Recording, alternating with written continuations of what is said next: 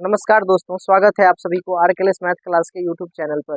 दोस्तों आज हम क्लास 10th मैथ के प्रश्नावली 12.3 के प्रश्न को सॉल्व करेंगे। ठीक है, तो वीडियो को ध्यानपूर्वक देखिएगा, आपको एक एक क्वेश्चन का एक एक डाउट क्लियर हो जाएगा। ठीक है, हम बड़ा ही एकदम बेहतरीन ढंग से आपको समझाने का प्रयास करते हैं इसमें। तो देखिए, हम बिना समय गंवाए स्टार्ट करते हैं आज की क्लास को। लेकिन उससे पहले हम कहना चाहेंगे कि आप लोग अगर अभी तक इस चैनल पर नए होंगे तो चैनल को जरूर सब्सक्राइब कर लीजिएगा। आपको बिल्कुल फ्री में यूट्यूब से इस चैनल के माध्यम से आपको सारे चैप्टर का डिस्कशन देखने को मिलेगा। ठीक है, चलिए स्टार्ट करते हैं। प्रश्नावली 12.3 है आज। 12.3 का बहुत ही ज्यादा महत्वपूर्ण क्वेश्चन है जो आपके एग्जाम में आएगा। ठीक है, क्वेश्चन कह रहा है कि आकृति 12.19 में छायांकित भाग का क्षेत्रफल ज्ञात कीजिए। ठीक है, जो पहला क्वेश्चन है आपका उसमें आकृति दिया गया है। ठीक है, आकृति की अगर हम बात करेंगे इस तरह से है, ये है आकृति। इसमें ठीक बीच से एक व्यास ऐसे खींचा गया है, इस प्रकार से एक व्यास खींचा गया है और इस तरह से एक और जीवा इस पर खींचा गया है। ठीक है, हाँ, और ये जो भाग आपको दिखाई दे रहा है ये भाग छायांकित है। आपको स्क्रीन पर क्वेश्चन भी दिख रहा होगा, उसमें भी आप देख सकते हैं। ठीक है,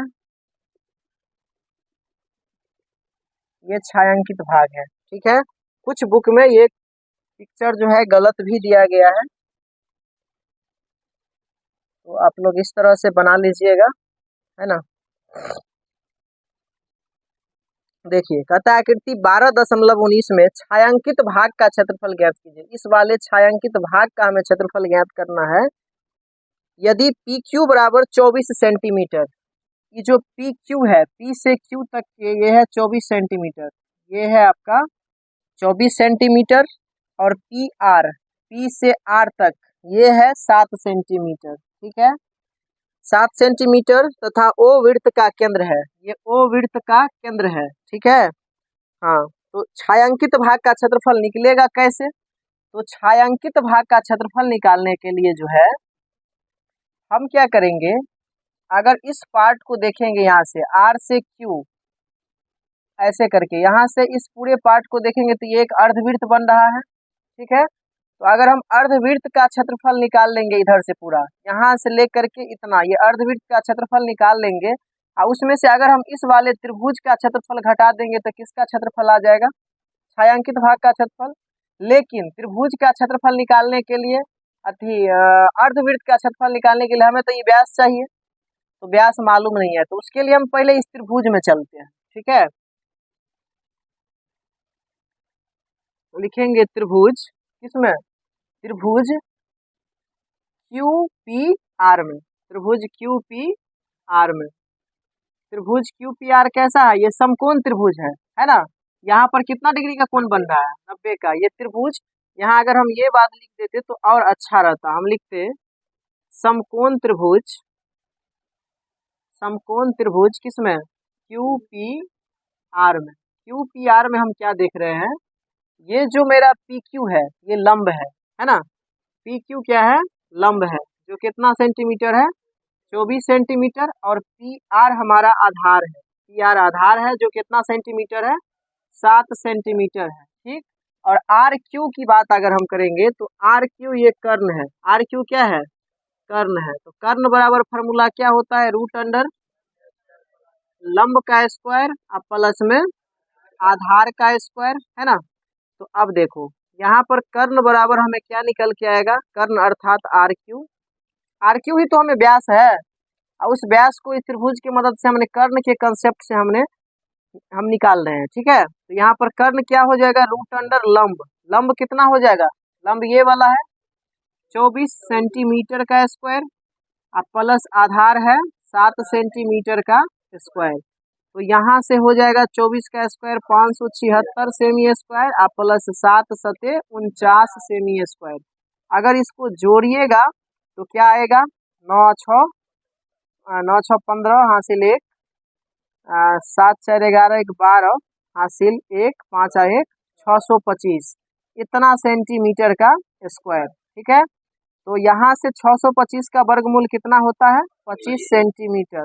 यानी कि इसका व्यास कितना आ गया, इसका व्यास आ गया 25 सेंटीमीटर। क्लियर है। अब हम चलते हैं जो मेन चीज हमें निकालना है, हमें निकालना है छायांकित भाग का क्षेत्रफल। तो इसलिए हम लिखेंगे छायांकित भाग का क्षेत्रफल।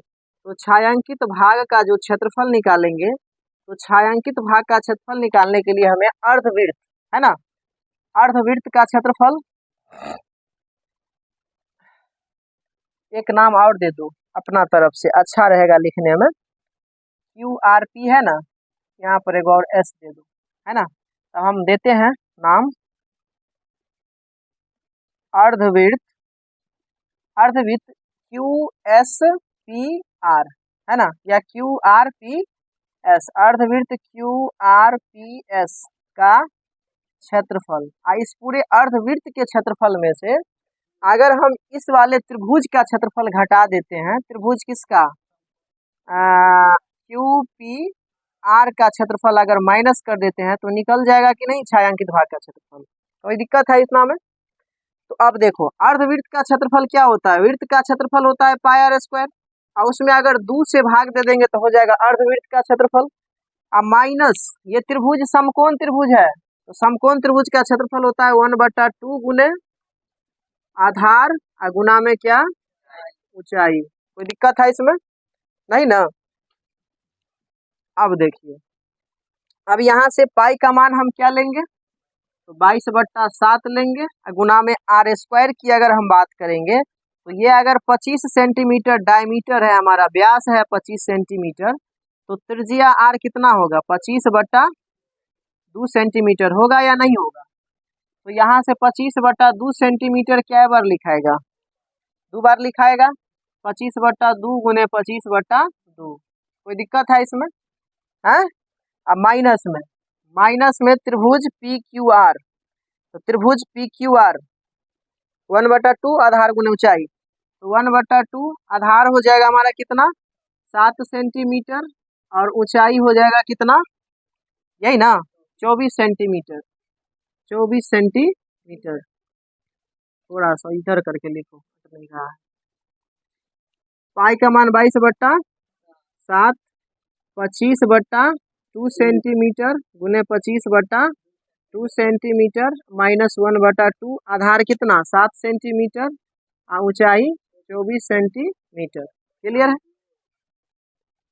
कहाँ पर, हाँ बट्टा में वो 2 होगा, तो बट्टा में 2 होगा तो यहाँ पर दे दो ना, क्या दिक्कत है, ठीक है। हैं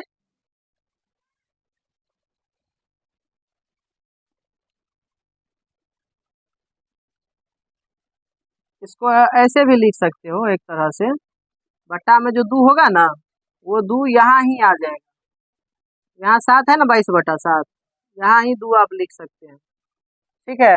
हुआ होगा कैसे, 22/7, 22/7 के बट्टा में 2 है ना, बट्टा में कुछ नहीं तो 1 है, इसको उल्टेंगे तो 1 ऊपर जाएगा तो 2 यहाँ आ जाएगा कि नहीं आ जाएगा, तो इस तरह से हो जाएगा, ठीक है। तो अब देखिए क्या होने वाला है, यहाँ से कटने वाला तो है, लग ही नहीं रहा है, 2 से कटेगा, 2 से 22 कटेगा कितने बार में, 11 बार में, तो 11 हो जाएगा गुने 25 गुने 25, और सेंटीमीटर 2 बार है तो सेंटीमीटर का, और नीचा में हो जाएगा 7 दूनी 14 दूनी 28, माइनस यहाँ से हो जाएगा 2 से कितने बार में, 12 बार में, तो 12 सत्ते 84 सेंटीमीटर का स्क्वायर। अब यहाँ से 25 का गुना 625 गुने 11 सेंटी बट्टा में 28, इतना सेंटीमीटर का स्क्वायर और माइनस 84 सेंटीमीटर का स्क्वायर। 11 से गुना कीजिए, 11 × 5 = 55, हासिल 5, 11 दूनी 22, 5 × 27, हासिल 2, 11 × 6 = 66 और 2 6875 बट्टा में 28, ठीक है, सेंटीमीटर स्क्वायर और माइनस 84 सेंटीमीटर स्क्वायर। 28 से भाग देंगे कितना होगा, 7 से तो नहीं कटेगा, 7 × 9 = 63, 7 से नहीं कटेगा, 28 से भाग दे दो, 7875 में 28 दूनी हो जाएगा, 8 में से 6 जाएगा, यहाँ पर 2 और ये 1, और कितना उतारोगे, क्या बार में लगेगा, 8 5 40 हासिल 4 15 से 14 140 ज़्यादा हो जाएगा। 4 बार में 8 चौके 32 हासिल 3 4 3 11 112। 4 बार में 112 हो जाएगा। 7 में से 2 जाएगा तो 5, 2 में से 1 जाएगा 1 कैंसिल। अब कितना उतरेगा? अब कितना बार में? 5 बार में 140। 5 1 कैंसिल 0.0। अभी भी लगेगा कितना में? 5 बार में 140। अब लगेगा 4 बार, यानी लगभग 245 सेंटीमीटर स्क्वायर होगा। इसमें से 84 सेंटीमीटर स्क्वायर घटाओगे, जो आएगा वो आंसर होगा। तो 245.54 में से हमें घटाना है 84, ठीक है। 0 5 5 में से 4 गया 1, 14 में से 8 गया 6 1, 161.54 कितना सेंटीमीटर स्क्वायर, क्या है आंसर? चलिए बनाइए इसको जल्दी से।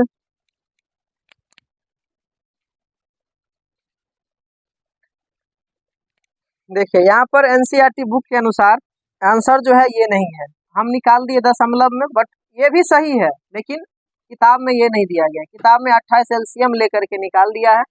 कोई बात नहीं, अपना लोग भी वैसे ही कर लीजिए। यहाँ बट्टा में कुछ नहीं है तो क्या है? 1 है, तो बट्टा में 1 है, तो यहाँ से आप कितना एलसीएम लीजिएगा? 28 लीजिएगा, तो यहाँ होगा 6875 सेमी स्क्वायर। अब माइनस में यहाँ 28 को 84 से गुना करोगे तो ये हो जाएगा 2352 सेंटीमीटर स्क्वायर। जब इसको घटाओगे तो आएगा 4523 सेंटीमीटर स्क्वायर। अब बट्टा में कितना? 2 28, ये आ जाएगा फाइनल आंसर। चलिए कहीं से कोई दिक्कत नहीं है, जल्दी से इसको बनाइए आप लोग, फिर आगे बढ़ेंगे।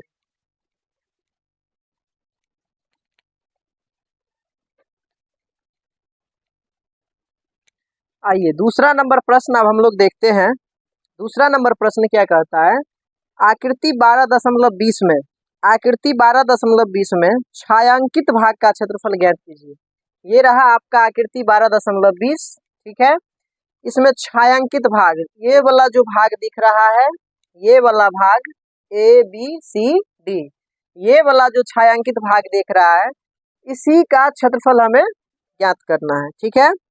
यदि केंद्र O वाले दो संकेंद्रीय वृत्त की त्रिज्या, केंद्र O है और यहाँ पर दो सकेंद्रीय वृत्त है। दो संकेंद्रीय वृत्त का मतलब होता है कि दो वृत्त एक ही साथ, एक छोटा वृत्त और एक बड़ा वृत्त, उसको बोलते हैं संकेंद्रीय वृत्त, है ना।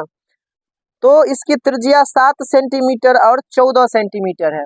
माने कि यहाँ पर दो वृत्त है, तो छोटे वृत्त का त्रिज्या तो यहाँ से लेकर के यहाँ तक ही होगा, है ना।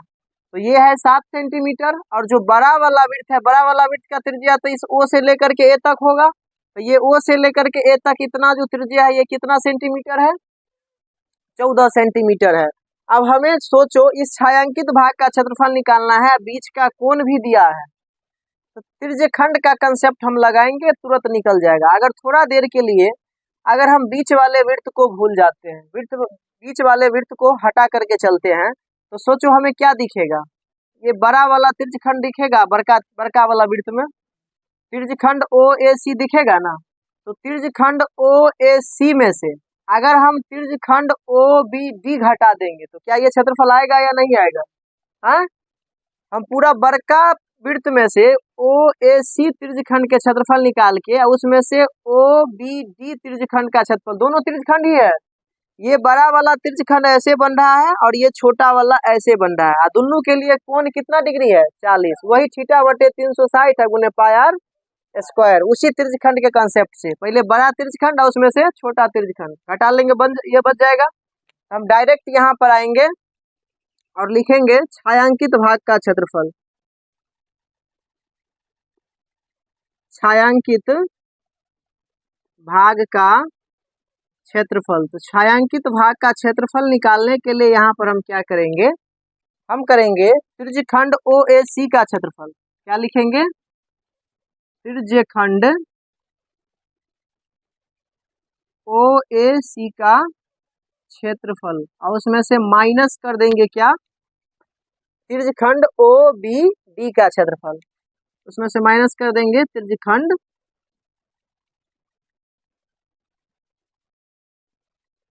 त्रिज्यखंड ओ बी डी का कौन चीज क्षेत्रफल। इतना बात समझ गए, ठीक है। अब देखिए त्रिज्यखंड ओ ए सी का क्षेत्रफल थीटा बटे 360, सीधा डायरेक्ट लिखिए ना, चलो लिख लो एक बार फार्मूला, थीटा बटे 360 गुने पाई आर स्क्वायर। अब सुन लो, पहला वाला के आर को R1 कह लो, ठीक है, पाई आर स्क्वायर हो गया, माइनस यहाँ भी थीटा बटे 360 गुने पाई आर स्क्वायर, तो पाई यहाँ इसके आर को क्या कह दो R2 का स्क्वायर। कोई दिक्कत है? अब देखो थीटा के जगह पर कितना रखेंगे 40 और बट्टा 360 पाई आर स्क्वायर।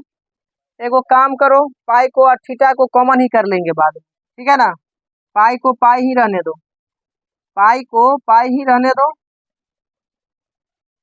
और R1 स्क्वायर, तो R1 कितना है 7 ना, तो 7 सेमी का स्क्वायर माइनस फिर थीटा की जगह कितना 40 बट्टा में 360 और गुने पाई R2 स्क्वायर, R2 कितना 14 सेमी का। कोई दिक्कत है यहाँ तक? अब देखो ध्यान से, 40 बट्टा 360 और साथ में क्या चीज पाई कॉमन करेंगे, हाँ इतना कॉमन आ गया, तो इसमें से बचेगा 7 का स्क्वायर और इसमें से क्या बचेगा 14 का स्क्वायर। सेमी भी लिखो, सेमी के बिना काम नहीं चलेगा। 7 सेमी के स्क्वायर माइनस कितना माइनस, हाँ 7 सेमी के स्क्वायर माइनस 14 सेमी का स्क्वायर। क्लियर है यहाँ से? कोई दिक्कत है? अब देखिए यहाँ पर इसे ही कट जाएगा, 4 से कितने बार में जाएगा, एक बार में 1/9 हो जाएगा, पाई का मान देंगे 22/7, 3.148 नहीं ना बोला है, ठीक है एकदम ठीक है। अब यहाँ पर एक बार ऐसे कर लो ना, ए स्क्वायर माइनस बी स्क्वायर है ना जी, एक बार 7 सेमी प्लस 14 सेमी और एक बार 7 सेमी माइनस 14 सेमी। कोई दिक्कत है? हो जाएगा ना। अब देखिए यहाँ से हो जाएगा 22/9 सटे 63, इधर एक बार हो जाएगा कितना, चलो इधर लिखते हैं या यहाँ पर लिख लेते हैं, कितना हो जाएगा 22/9 सटे 63 गुना में 14 और 7 21 सेंटीमीटर गुने 7 सेंटीमीटर, ठीक है।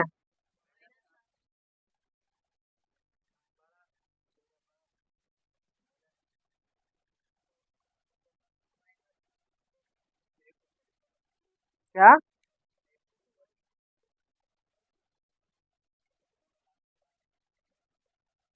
त्रिज्यखंड ओ ए सी, हाँ इसमें बड़ा वाला था ना, यहाँ लिखना होता पहले बड़का का ना लिखते, ओ ए सी, ओ ए सी बड़का था ना, तो बड़का का त्रिज्या कितना था, यहाँ पर होता 14 और यहाँ पर होता 7। कोई दिक्कत नहीं है, यहाँ पर 14 कर लो, क्या फर्क पड़ता है, 14 हो जाएगा यहाँ, और यहाँ पर क्या हो जाएगा 7, तो यहाँ पर हो जाएगा 14 + 7 और यहाँ पर हो जाएगा 14 सेंटीमीटर माइनस 7 सेंटीमीटर, ठीक है।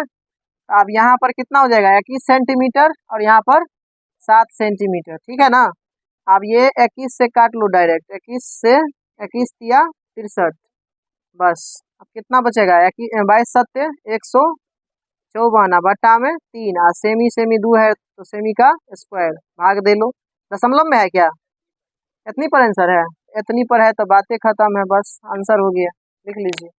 फिर चलते हैं तीसरा नंबर क्वेश्चन पर।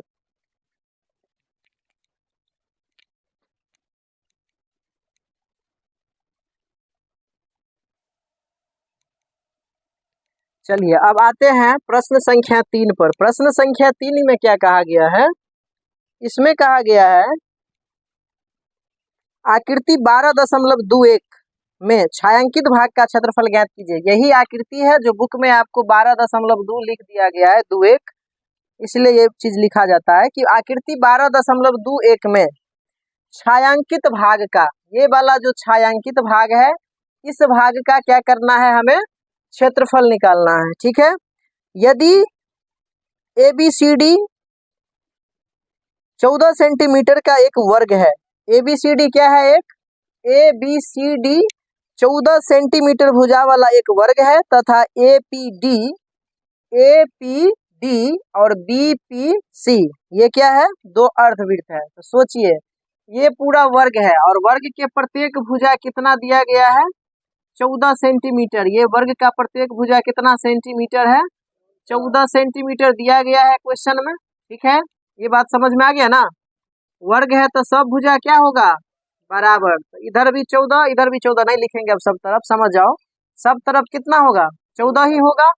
अब एक बात बताओ, ये दो अर्धवृत्त है, इसमें दोनों तरफ से अर्धवृत्त का क्षेत्र हमें चाहिए, इस छायांकित भाग का क्षेत्रफल। तो छायांकित भाग का क्षेत्रफल निकालने के लिए अगर हम पूरे वर्ग का क्षेत्रफल निकाल लें, ठीक है, अब पूरे वर्ग के क्षेत्रफल में से अगर हम ई वाला अर्धवृत्त और ई वाला दो अर्धवृत्त है ना, दो अर्धवृत्त का क्षेत्रफल अगर हम पूरे वर्ग के क्षेत्रफल में से घटा देंगे तो ये वाला भाग बच जाएगा छायांकित। क्लियर है ना बात। पूरे हम पहले वर्ग के भुजा दिया है तो वर्ग का क्षेत्रफल निकालेंगे, भुजा स्क्वायर, और उसमें से दूगो अर्धवृत्त घटा देंगे तो छायांकित वाला नहीं बच जाएगा। हाँ, तो अब सवाल है कि अर्धवृत्त का क्षेत्रफल जो दूगो निकालोगे, दूगो अर्धवृत्त का क्षेत्रफल, तो उसके लिए तो हमें त्रिज्या चाहिए। तो अर्धवृत्त के लिए त्रिज्या कहाँ से आएगा, तो त्रिज्या यहीं से आ जाएगा। देखो ये पूरा 14 सेंटीमीटर है, तो ये अर्धवृत्त में व्यास का काम करेगा, तो इसका आधा क्या हो जाएगा, इसका त्रिज्या, यानी कि ये 7 सेंटीमीटर इसका त्रिज्या होगा कि नहीं होगा। इधर भी 7 और इधर भी 7, यानी पूरा 14 तो आधा हो जाएगा त्रिज्या। सेम कंडीशन इधर भी होगा। अब लिखने की आवश्यकता है इसमें क्या, नहीं ना। तो यहाँ पर हम लिखेंगे क्या दिया गया है, तो सबसे पहले दिया गया है कि वर्ग की एक भुजा, वर्ग की प्रत्येक भुजा कितनी है, तो वर्ग की अगर हम प्रत्येक भुजा की बात करेंगे तो वर्ग की प्रत्येक भुजा हो जाएगा 14 सेंटीमीटर। इसीलिए अगर हम यहाँ से अर्धवृत्त की त्रिज्या निकालेंगे, अर्धवृत्त की त्रिज्या, तो अर्धवृत्त की त्रिज्या निकालने के लिए हमें वर्ग के भुजा में क्या करना होगा, 2 से भाग देना होगा। तो ये त्रिज्या निकल जाएगा भाई कितना, 7 सेंटीमीटर। क्लियर है इतना बात। अब हमें छायांकित भाग का क्षेत्रफल निकालना है, इसीलिए हम डायरेक्ट लिखेंगे अब छायांकित भाग का क्षेत्रफल। तो छायांकित भाग का क्षेत्रफल लाने के लिए हम क्या करेंगे, इस पूरे वर्ग का क्षेत्रफल में से हम दो अर्धवृत्त का क्षेत्रफल जोड़ करके क्या करेंगे, घटा देंगे। तो हम लिखेंगे वर्ग का क्षेत्रफल, वर्ग का नाम ABCD दे दें, वर्ग ABCD का क्षेत्रफल माइनस कितने, अर्धवृत्त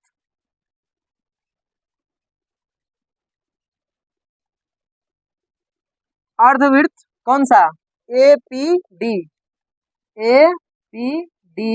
प्लस, एक काम करो ना भाई, डायरेक्ट 2 गुने अर्धवृत्त कर दो, क्या दोनों तो सेम ही है ना, है तो सीधे 2 गुने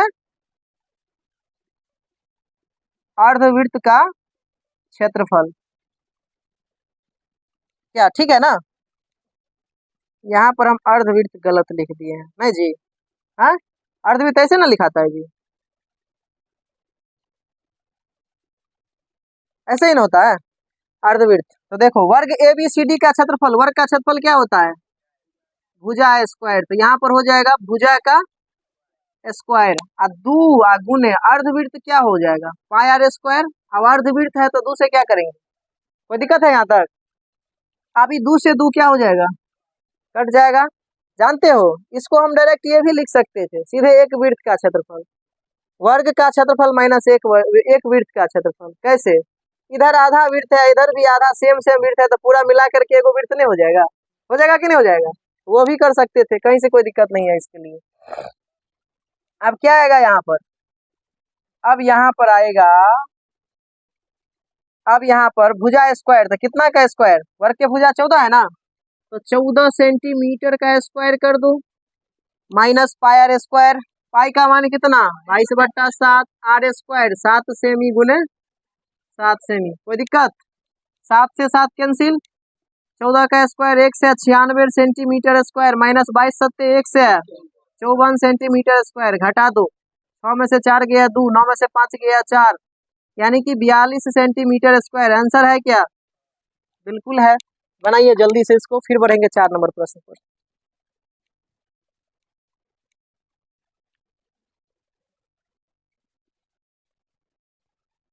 चलिए आइए हम लोग प्रश्न संख्या 4 को देखते हैं। अब प्रश्न संख्या 4 में कहा गया है कि आकृति 12.22 में, जो कि आपको दिख रहा होगा आकृति 12.22 में, छायांकित भाग का क्षेत्रफल ज्ञात कीजिए। इस पूरे छायांकित भाग का हमें क्षेत्रफल चाहिए, जहां भुजा 12 सेंटीमीटर वाले एक समबाहु त्रिभुज, ये जो त्रिभुज दिख रहा है ये कैसा त्रिभुज है? समबाहु त्रिभुज है। और आप सभी को मालूम होगा कि समबाहु त्रिभुज के सभी भुजा आपस में क्या होते हैं? बराबर होते हैं। और समबाहु त्रिभुज का क्षेत्रफल का फॉर्मूला होता है √3/4 गुने भुजा स्क्वायर, है ना। तो हमें चाहिए इस पूरे आकृति का क्षेत्रफल। और साथ में क्या कहा है? त्रिभुज OAB के शीर्ष O को केंद्र मानकर, OAB, त्रिभुज OAB के शीर्ष O को केंद्र मानकर 6 सेमी त्रिज्या वाला एक वृत्तीय चाप का खींचा गया है। 6 सेमी त्रिज्या वाला आपको दिख रहा होगा, इसमें झपला गया है थोड़ा सा, ये चाप खींचा गया है। और इस चाप की त्रिज्या कितना है भाई? तो त्रिज्या है यहाँ से यहाँ तक ये 6 सेंटीमीटर। अब आप ही लोग बताओ कि इसका क्षेत्रफल कैसे आएगा? एकदम आसान है। कैसे है? अगर इसको देखोगे पूरा गौर से, तो ये एक तरह से, अगर त्रिभुज को छोड़ दोगे तो ऊपर वाला पार्ट, ये दीर्घ त्रिज्यखंड है या नहीं है? इस पूरे को यहाँ से मिला लोगे तो ये लघु त्रिज्यखंड होगा, और ये दीर्घ त्रिज्यखंड होगा। 12.2 में जो पढ़ाए होगा ना रे। तो दीर्घ त्रिज्यखंड प्लस त्रिभुज, त्रिभुज का क्षेत्रफल प्लस दीर्घ त्रिज्यखंड का क्षेत्रफल, पूरे छायांकित का क्षेत्रफल हो जाएगा या नहीं? बोलो, होगा? तो होगा तो देखा जाए। आप देखो,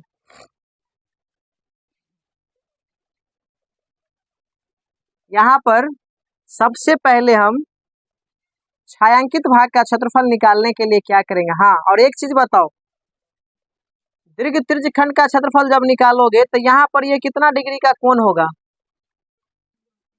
यहाँ पर 60 डिग्री का कोण होगा। चूंकि ये समबाहु त्रिभुज है, समबाहु त्रिभुज में सब कोण बराबर होता है, साइड साइड साइड, तब ना साइड किया 180। समबाहु त्रिभुज के सब भुजा भी बराबर है, सब भुजा के सामने के कोण भी बराबर। त्रिभुज के कंसेप्ट से 9 क्लास में हम लोग पढ़े थे, नहीं पढ़े थे? कि त्रिभुज, जिस त्रिभुज के सभी भुजा बराबर उसका सभी कोण भी बराबर। तो आप देखो, हम सीधा लिखेंगे छायांकित भाग का क्षेत्रफल। इसका छायांकित भाग का क्षेत्रफल। तो छायांकित भाग का क्षेत्रफल निकालने के लिए हम क्या करेंगे? तो इसके लिए हम फार्मूला लगाएंगे दीर्घ त्रिज्यखंड, दीर्घ त्रिज्यखंड का क्षेत्रफल, दीर्घ त्रिज्यखंड का क्षेत्रफल। आप प्लस इसमें क्या जोड़ देंगे?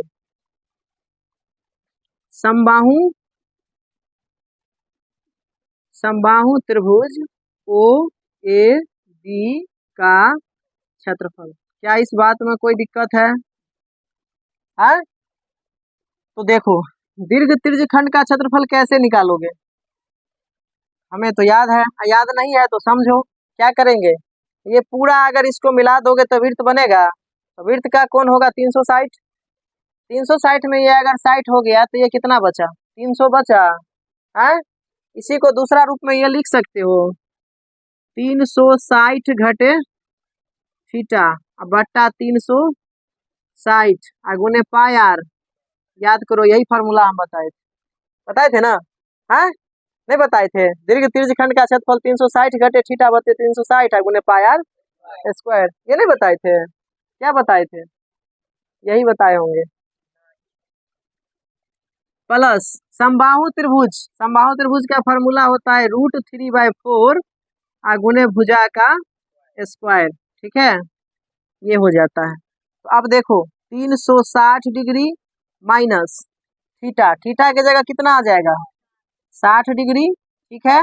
अब बट्टा में 360 गुने पाई का मान देखो तो 3.14 ना बोला है, 22/7। ये किसका लिख रहे हो? त्रिज्यखंड का ना। तो त्रिज्यखंड के लिए त्रिज्या कितना? 6 सेंटीमीटर। तो यहाँ पर 6 सेंटीमीटर गुना में 6 सेंटीमीटर प्लस √3/4 त्रिभुज के भुजा कितना है? 12 सेमी, तो 12 सेमी का कोई दिक्कत है क्या? अब लो, यहाँ से हो जाएगा 300 डिग्री बट्टा में 300 गुने 22/7 गुने यहाँ पर 6 के 36 सेमी स्क्वायर अब प्लस √3/4 गुने 12 सेमी का स्क्वायर है, तो क्या बार लिखोगे? काट खोट मचा लो, 4 तिया 12, लो 1 0 से 1 0 खत्म है ना, 2 से कटेगा 15 बार में, 2 से कटेगा 18। ए बुढ़वा का इतना घटिया दिमाग लगा रहे हो, सीधे ना 36 से 36 कट जाता है। खैर काट दिए तब कोई बात नहीं, अब इस 18 से काट लो किसको, 2 बार में, और कटेगा क्या? अब नहीं कटेगा, तो ये हो जाएगा कितना 15 गुने 22 दूनी 44 बट्टा में इतना सेंटीमीटर का अब प्लस यहाँ हो जाएगा 12 तिया 36 √3 सेंटीमीटर स्क्वायर।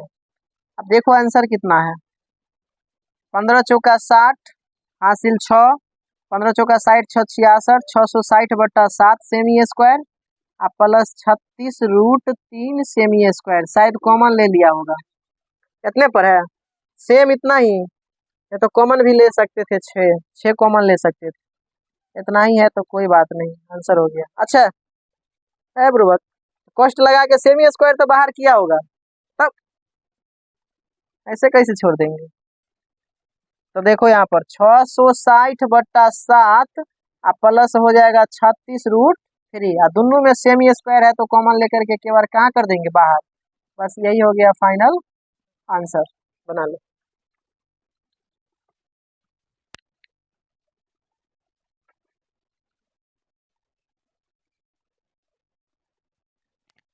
चलिए 5 नंबर प्रश्न हम लोग देखते हैं। 5 नंबर प्रश्न है, भुजा 4 सेंटीमीटर वाले एक वर्ग के प्रत्येक कोने से, भुजा 4 सेंटीमीटर वाले वर्ग है, यानी इस वर्ग के प्रत्येक भुजा कितने सेंटीमीटर है भाई?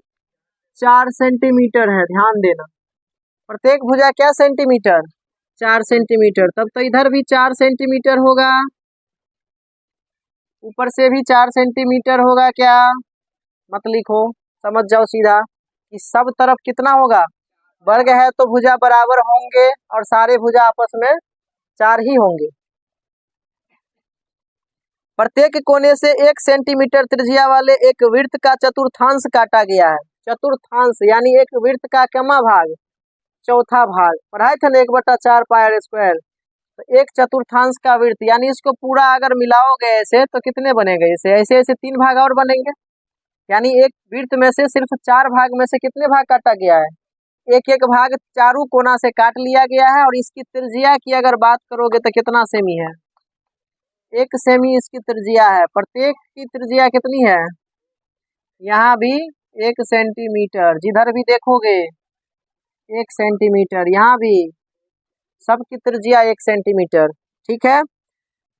तथा बीच में 2 सेमी व्यास का एक वृत्त काट लिया गया। इस वृत्त का व्यास है 2 सेमी, तो सोचो अगर व्यास 2 सेमी है तो त्रिज्या कितने होंगे? वो भी तो 1 ही सेमी होंगे। कोई दिक्कत है? अगर व्यास 2 सेमी है तो त्रिज्या कितना होगा? 1 सेंटीमीटर। कोई दिक्कत है? ठीक है, काटा जाता है जैसा कि आकृति 12.23 में दर्शाएगा। प्रत्येक वर्ग के शेष भाग का क्षेत्रफल ज्ञात कीजिए। वर्ग के शेष भाग का क्या मतलब? यही रंगीन वाला भाग। इस बार सीधा सीधा नहीं कहा है कि छायांकित भाग का निकालो, बोला है कि चारों कोना से 4 गो चतुर्थांश काट लिया और बीच से एक वृत्त काट लिया, तो शेष भाग कौन बचेगा? यही रंगले है बोला ना। तो इस बार सीधा सीधा नहीं बोला है कि छायांकित भाग का क्षेत्रफल निकालो, बोला है शेष भाग। तो शेष भाग कौन बचेगा? यही रंगीन वाला। तो देखो इसके लिए हम क्या करेंगे, सबसे पहले हम वर्ग का क्षेत्रफल निकालेंगे, भुजा स्क्वायर यानी 4 का स्क्वायर। आप पूरे वर्ग के क्षेत्रफल में से 4 गो चतुर्थांश का क्षेत्रफल और प्लस में एगो वृत्त का क्षेत्रफल, इतना अगर घटा दोगे तो आ जाएगा कि नहीं छायांकित भाग का क्षेत्रफल? आ जाएगा ना। चलो तो सीधा सीधा मुद्दा पर आते हैं, और यहाँ पर लिखेंगे क्या? हल में लिखेंगे छायांकित भाग का क्षेत्रफल। किस भाग का? छायांकित भाग का क्षेत्रफल। एग्जाम में क्वेश्चन पूछेगा तो बिना पिक्चर के मत बनाना, ठीक है? हाँ, छायांकित भाग का क्षेत्रफल निकालोगे तो क्या निकालोगे? वर्ग का क्षेत्रफल, और इस वर्ग के क्षेत्रफल में से घटाना होगा 4 गुने चतुर्थांश का क्षेत्रफल। चतुर्थांश क्या को काटा है? 4 गो, इसलिए 4 गुने चतुर्थांश का क्षेत्रफल प्लस में किसका क्षेत्रफल? इस छोटे वाले वृत्त का क्षेत्रफल। छोटे वृत्त का क्षेत्रफल। क्या कोई दिक्कत है यहाँ तक में? यहाँ तक में कोई दिक्कत है? बस यही चीज करना है, आंसर आ जाएगा। वर्ग का क्षेत्रफल हमारे पास यहाँ पर हो जाएगा भुजा का स्क्वायर माइनस 4 गुने चतुर्थांश का क्षेत्रफल होता है 1/4 गुने पाई आर स्क्वायर, अब प्लस छोटका वृत्त है तो पाई आर स्क्वायर।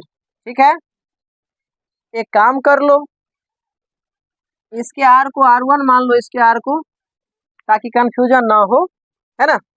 आप देखो भुजा स्क्वायर, भुजा कितना था? 4 सेमी, 4 सेमी का स्क्वायर कर दो माइनस यहाँ 4 से 4 तो कट ही जाएगा, है ना?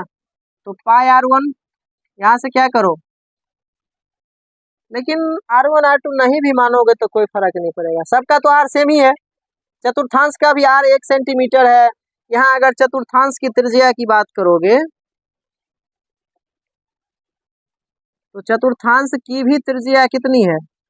चतुर्थांश की भी त्रिज्या है 1 सेंटीमीटर, है ना? और छोटे वृत्त का भी त्रिज्या कितना है? छोटे वृत्त की भी त्रिज्या की अगर हम बात कर ले यहाँ, तो वो भी कितना है? 1 सेंटीमीटर। दोनों तो आपस में बराबर है, तब तो R1 R2 हमें लिखने की आवश्यकता ही नहीं है। क्या सही बात है ना जी? आप पाई आर स्क्वायर एगो, आप पाई आर स्क्वायर एगो, क्या गो हो जाएगा? 2 गो पाई आर स्क्वायर। कोई दिक्कत है? हैं? 2 गो पाई आर स्क्वायर होगा या नहीं होगा, ये बता दो हम। 4 चौके कितना हो जाएगा? 16 सेमी स्क्वायर माइनस 2 पाई के मान 22/7 आर स्क्वायर है तो कितना का स्क्वायर? 1 सेमी का स्क्वायर, तो 1 सेमी गुने। कोई दिक्कत है? आप देखो यहाँ पर 16 सेमी स्क्वायर माइनस 22 दूनी कितना हो जाएगा? 44/7, इतना सेमी स्क्वायर। देखो तो बट भिन्न में दिया है आंसर की दशमलव में, दशमलव में दिया होगा तो फिर 7 से 44 में भाग दे देंगे। अच्छा, एलसीएम ले लिया, तब एलसीएम ले लो, 7 एलसीएम ले लो, यहाँ हो जाएगा 16 सेमी नहीं नहीं 16 सत्ते 112, 112 सेमी स्क्वायर, 7 एलसीएम लोगे तो 112 semi square minus 44 semi square, घटा लो। क्या आएगा घटा के? 12 में से 4 गया तो 8, 11 में से 4 गया तो 10 में से 4 जाएगा ना, 10 में से 4 जाएगा तो 6, यानी 68/7 सेंटीमीटर स्क्वायर। यही फाइनल क्या है? आंसर है। ठीक है ना? चलिए, तो आज रहने देते हैं इतना ही तक, फिर नेक्स्ट क्लास में हम लोग देखेंगे इससे आगे के क्वेश्चन को। बाकी आज का क्लास कैसा लगा कमेंट करके जरूर बताइएगा।